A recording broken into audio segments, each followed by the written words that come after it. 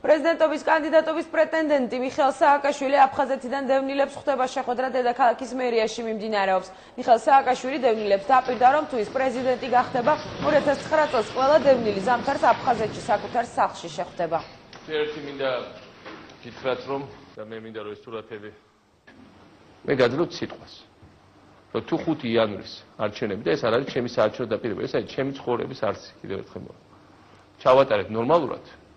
შემდეგი ზამთარი ჩვენ ყველანი ვიქნებით ბევრად უფრო თბილ კლიმატის პირობებში. ჩვენ დავბრუნდებით სახლებში. მე ამის გარანტიას და დაპირებას გაძლევ. არასოდეს არ მithქვას არაფერი ასე კონკრეტულად. გვერდმა კი აკრა ჩვენ ვიზავთ. ღმერთის დახმარება.